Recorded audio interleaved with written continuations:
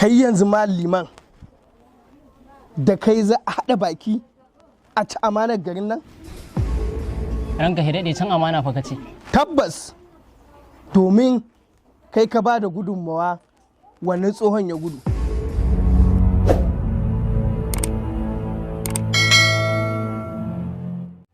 Ya nuna zan kawo mata su cire mashi domin in sha shagalin gaba na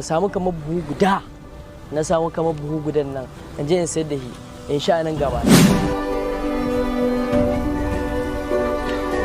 Tabbas malam liman ka ci amana wannan gari kuma malam liman ba za mu kyale ka ba.